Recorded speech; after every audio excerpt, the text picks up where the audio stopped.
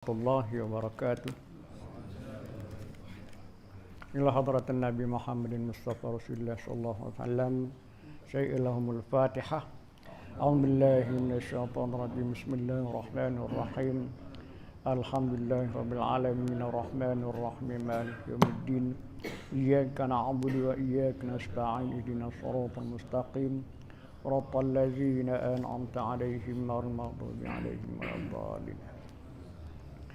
Alhamdulillah, sama-sama kita merafakkan kesyukuran kepada Allah Subhanahu wa taala yang telah mengizinkan kita terus hidup di atas muka bumi ini ketika ini dan dapat pula kita berada dalam rumah Allah untuk menunaikan tanggungjawab kita sebagai seorang muslim, iaitu menunaikan tanggungjawab salat subuh. Mudah-mudahan Allah SWT mengurniakan kepada kita seolah-olah ibadat semalam-malaman, insya-Allah. Tuan-tuan dan puan-puan muslimin muslimat rahimakumullah. Pagi ini sekadar kita berkongsi, mengambil sedikit masa sebagai muhasabah di tahun baru ini, yang mana Rasulullah SAW mengingatkan kepada kita. Bismillahirrahmanirrahim. An Abi Barzata Nadlata bin Abidil Islami radhiyallahu anhu qala Rasulullah sallallahu alaihi wasallam yaqul لا تزال قدم عبد يوم القيامة حتى يسأل عن عمره فيما افتناه وعن علمه فيما عمل فيه وعن ماله من أين اكتسبه وفيما أنفقه وعن جسمه فيما أبله صدق رسول الله صلى الله عليه وسلم.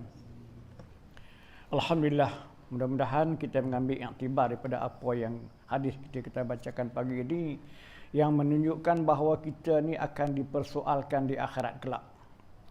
Ini menunjukkan bahawa hidup kita di atas muka bumi ini tidak akan berakhir hanya dengan kematian semata-mata, tetapi kesinambungannya akan berlangsung sehingga hari kiamat.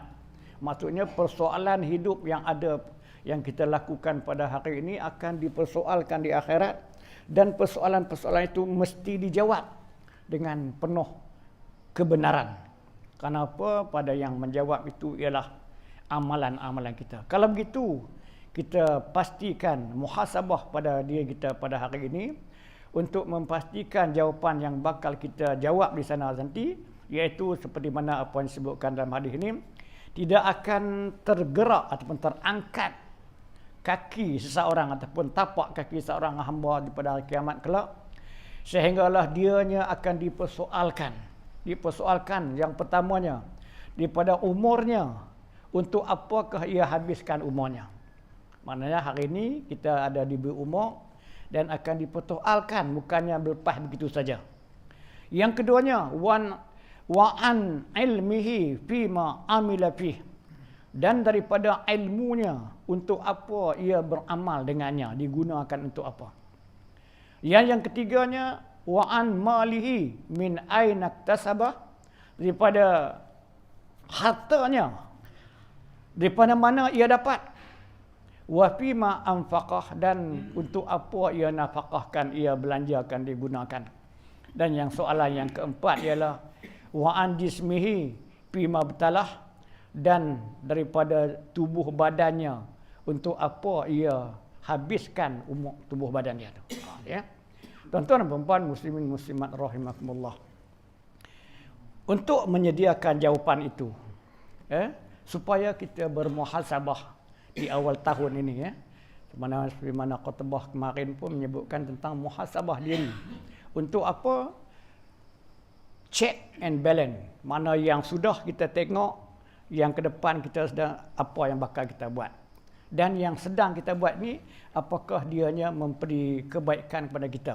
Maksudnya apa yang lalu itu seboleh-bolehnya pada tahun ini lebih baik daripada yang lalu. Janganlah pada tahun akan datang ni lebih kurang, lebih mudah, lebih kurang daripada yang lalu. Sekarang saya cuba menganalisis berhubung dengan peringkat-peringkat umur kita. Mana yang dikatakan wa an umrihi fi maftanah, daripada umurnya untuk apakah ia habiskan. Saya cuba menganalisa sikit tentang peringkat umur manusia kita lah. Yang pertamanya, sejak kita lahir sampai 5 tahun. Ya, sejak kita lahir sampai 5 tahun. Iaitu dalam usia bayi sehingga mumayyiz. Bayi tak tahu apa, mumayyiz baru pandai. Sikit-sikit malu-malu. Dalam hal ini, dalam usia lahir sehingga 5 tahun ini, kita sebagai bapa perlu memberi perhatian dan kita sebagai bapa perlu memberi tunjuk ajar. Perhatian kepada anak yang bayi, perhatian kepada anak yang meningkat mumayyiz itu, kita beri perhatian dan beri tunjuk ajar. Kenapa? Perhatian dan tunjuk ajar itu peringkat awal ni adalah merupakan baja-baja, benih-benih yang baik yang mungkin membawa kesan kepada kehidupan yang masa akan datang. Yang keduanya, peringkat yang kedua, peringkat umur 5 tahun sehingga 15 tahun. Iaitu peringkat kanak-kanak dan balik. Peringkat kanak-kanak dan balik. 5 tahun sehingga 15 tahun. Pada ketika ini, bapa perlu beri latihan. Latihan. Kalau kita kata zaman sekarang ni sudah masuk tadika. Latihan dan bimbingan. Maknanya dia tidak perlu, dia menuntut ilmu secara tidak formal. Latih pelan-pelan, ajak makan, ajak pakai, ajak bercakap, dan bimbing dia ke arah yang baik. Jadi kedua-dua peringkat ini, peringkat bayi mumayyiz dan kanak-kanak balik ni, maka ketika ini belum ada lagi, tidak ada taklif syarak. Maknanya syarak tidak menentukan hukum syarak lagi, berat, tak ada apa lagi. Kemudian peringkat yang ketiga, apabila umurnya 15 tahun sampai ke 25 tahun. 15 tahun ke 25 tahun. Iaitu peringkat muda remaja.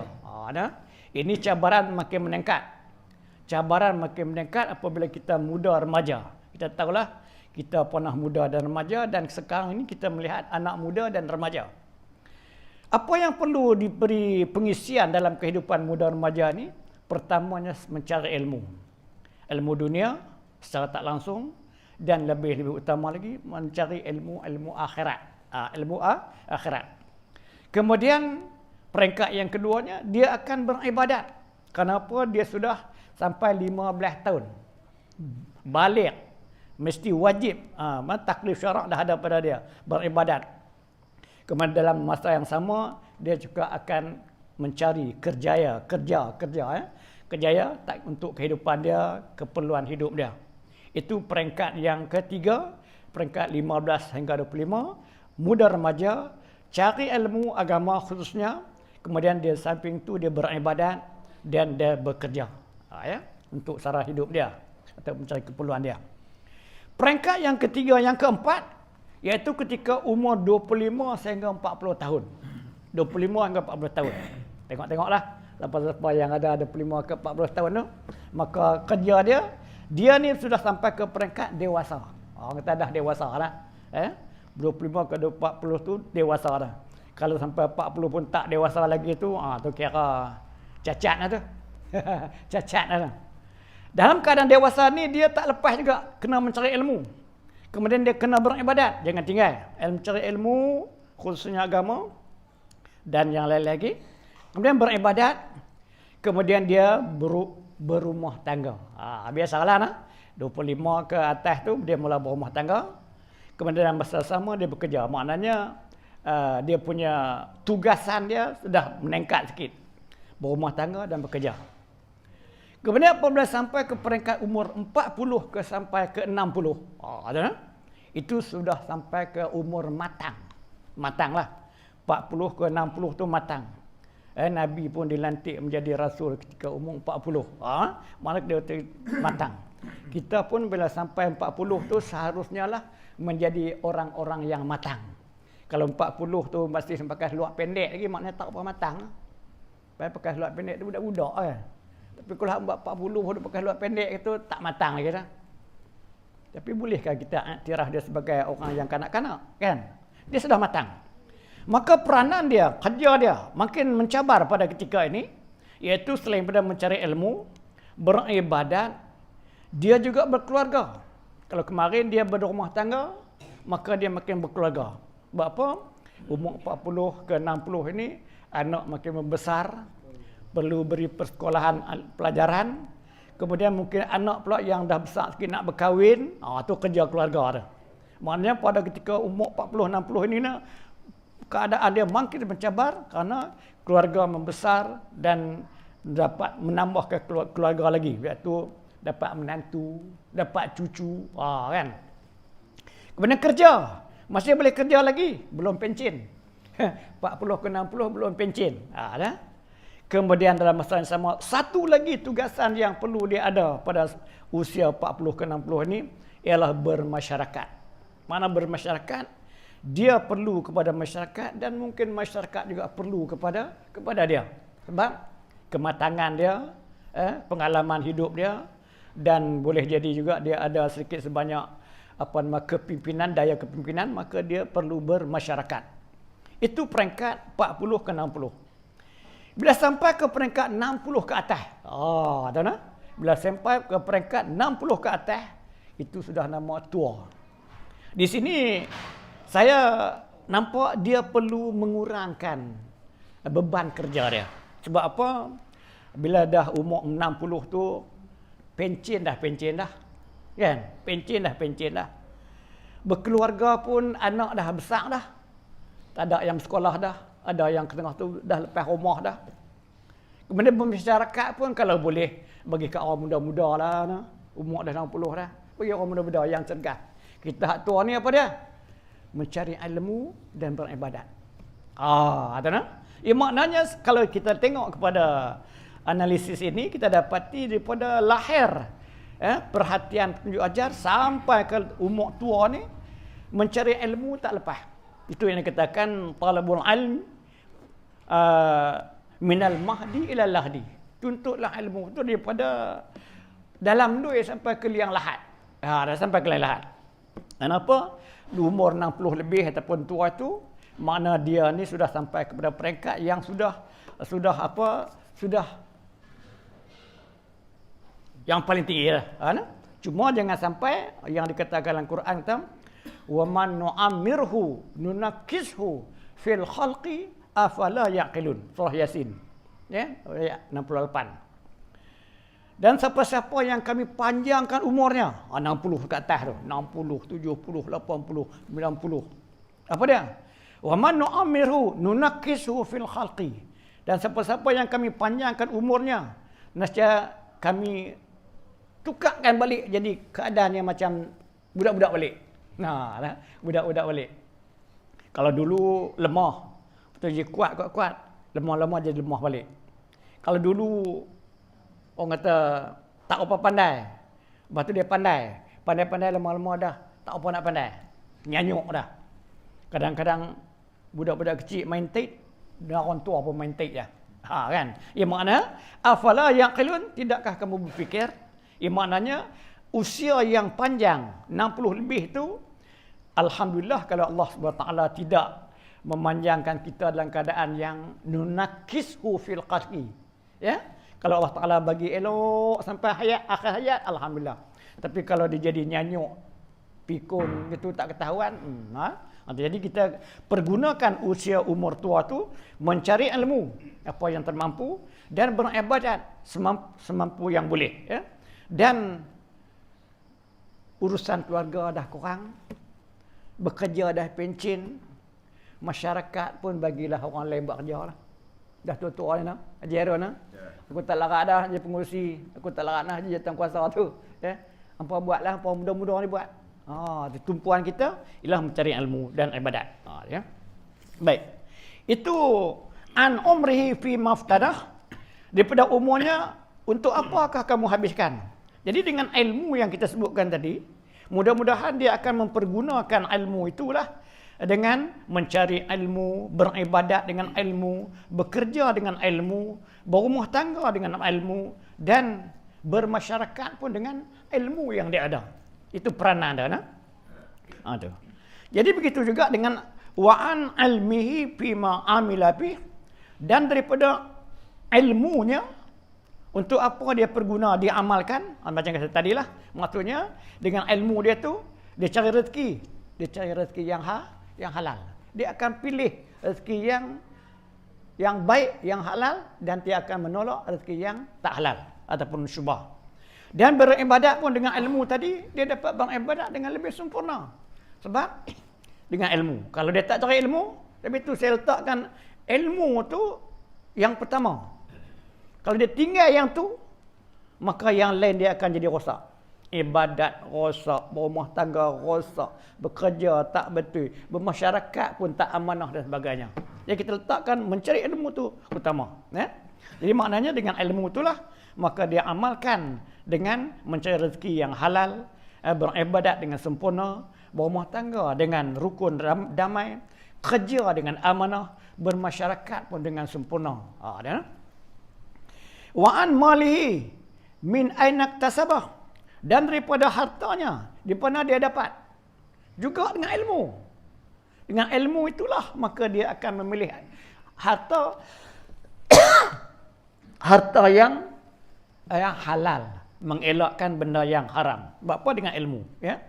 Dia dapat di mana dia dapat. Di mana dia tahu usaha mana yang sepatutnya boleh aku buat dan usaha mana yang tidak harusnya aku buat. Wa fima anfaqah, dan kepada mana ia menafkahkan, menafkahlah dengan, kalau kata orang kata apa, masyarakat, menafkah kepada masyarakat yang terbaik-baiknya, yang seboleh-bolehnya. Jadikanlah nafkah kita tu sebagai bekalan, titian untuk menuju, memudahkan kita ke jalan akhirat. Wa an jismihi, dan daripada tubuh badannya, fima betalah, untuk apakah dia binasakan, dia habiskan. Maknanya badan kita tu daripada yang muda, cergas, kuat, cantik, elok, lawa, akhirnya dia menurun daripada lemah, tak kuat, tak lawa. Maka kita gunakanlah badan kita tu berdasarkan ilmu yang kita ada, yang mencari keridaan Allah SWT, dan beribadatlah sekadar yang kita boleh buat. Kenapa? Itulah yang penting. Jadi kalau gitu kita nampak, kita letakkan garis pertama ialah mencari ilmu, garis kedua ibadat, dan yang lain tu ke depan selagi mampu. Kemudian bila dah tak mampu, kita patah balik, ilmu dan ibadat jangan tinggal. Jadi inilah yang disebutkan oleh pada sebuah hadis an Amr bin Maimun al-Audi radhiyallahu anhu qala Rasulullah sallallahu li rajuli ya'zimu ya'azih. Daripada Amr bin Maimun al-Audi radhiyallahu anhu, Rasulullah sallallahu bersabda, menasihatkan kepada seorang lelaki, i'tanin khamsan qabla khamsin, rebutlah 5 peluang sebelum datang 5 yang lain. Itu selalu kita duduk dengar, selalu kita duduk ikuti hadis ini. Syababaka qabla haramika, muda kamu sebelum jadi dah tua. Ini syabab, muda. Mana waktu muda, kita ni ramai dah yang habis dah muda lah. Tak ada tahu payah, tinggal tua. Tapi apa yang maksudnya? Maknanya kalau muda kemarin kuat, boleh ibadat dan sebagainya, maka tua insya-Allah boleh buat ibadat, ya, walaupun tak kuat. Tapi kalau muda kemarin tak boleh buat, apakah tua boleh buat? Kemungkinan tak, susah nak buat. Wa sihhatika qabla saqamika, dan sihat kamu sebelum sakit. Ini pun juga nak buat ibadat ke, nak cari ilmu ke, waktu sihat. Bila dah mai sakit, nantilah aku dah sakit ni nak pergi cari ilmu. Dah sakit ni nak buat ibadat, Allahu Akbar, tak guna dah. Dah sakit ni sebab tu dua yang dikatakan nikmat yang selalu diabaikan oleh manusia, iaitu sihat dan masa lapang.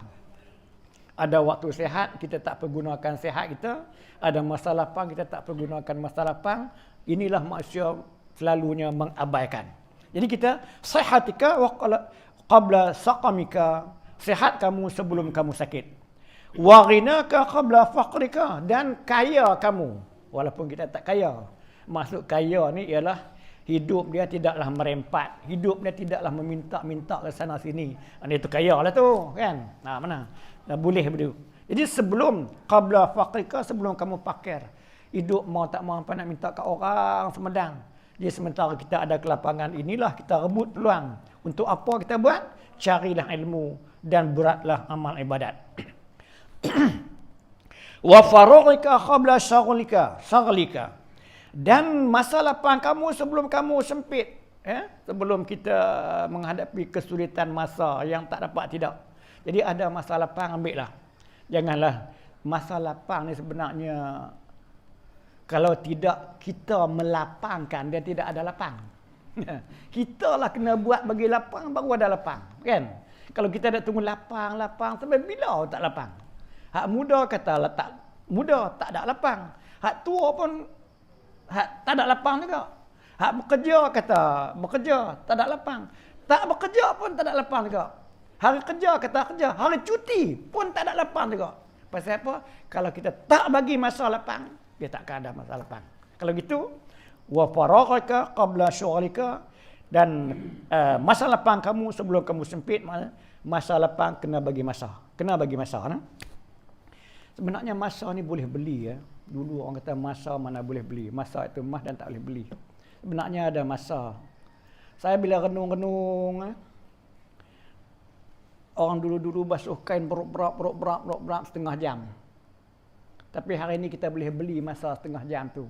Dengan beli mesin basuh, tak bubuh ayak, apa kita buat? Setengah jam. Bukan setengah jam, sejam dia bekerja. Kita boleh buat apa sejam? Boleh buat macam-macam. Mana kita dah beli masa 1 jam yang dulu. Kita boleh beli. 1 jam apa buat apa? Maknanya masa kita dah boleh beli hari ni. Dulu kalau kita nak mari dari sana mai sini, makan masa dekat tengah jam.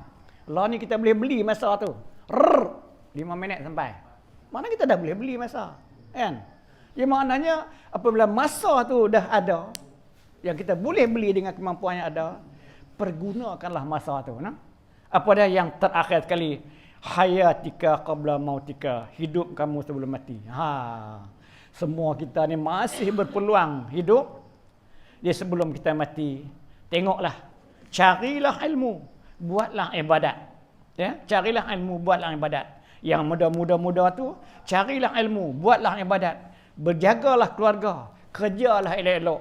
Dan campurlah dalam masyarakat sebagai satu kebajikan. Mudah-mudahan kebajikan itu juga akan membawa kepada amal soleh dan menjadi bekalan kita di akhirat. Jadi sekal ringkas saya cakap begitulah. Mudah-mudahan kita ambillah iktibar bahawa peringkat umur kita ni, masing-masing tanya, aku sekarang ni duduk dalam peringkat yang mana? Peringkat pertama, lahir sampai 5. Peringkat kedua, 5 sampai 15. Peringkat ketiga, 15 sampai 25. Peringkat keempat, 25 sampai 40. Peringkat kelima, 40 sampai 60, dan mungkin kebanyakan kita peringkat yang ke-6, 60 ke atas. Tinggalkanlah urusan keluarga banyak-banyak. Tinggalkanlah kerja dah pencin. Tinggalkanlah masyarakat bagi orang muda-muda. Kita tumpulah kepada mencari ilmu dan beramal ibadat. InsyaAllah mudah-mudahan itulah yang boleh kita bekalkan dalam usia yang berbaki ini. Mudah-mudahan kita menemui Allah dalam keadaan mencari ilmu dan beribadat kepada Ta'ala, dan mudah-mudahan Allah menerima amal ibadat kita, maka kita balik ke negeri yang kekal kita dalam keadaan yang diridai oleh Allah Subhanahu wa Ta'ala, insya-Allah. Wallahu subhanahu wa ta'ala a'lam bi muradih. Walillahil hamdu billahi taufiq. Bismillahirrahmanirrahim. Alhamdulillahirabbil alamin wassalatu wassalamu ala asyrafil mursalin wa ala alihi wa sahbihi ajma'in. Allahumma zidna 'ilman nafi'an wa qalban khashi'an wa amalan salihan. Rabbana la tuzigh qulubana ba'da idh hadaytana wa hab lana min ladunka rahmah innaka antal wahhab. Rabbana atina fid dunya hasanah wa fil akhirati hasanah wa qina adzaban nar. Wa sallallahu ala sayyidina Muhammadin wa ala alihi wa sahbihi ajma'in. Walhamdulillahirabbil alamin. InsyaAllah malam ni kita cerita pasal syurga pula.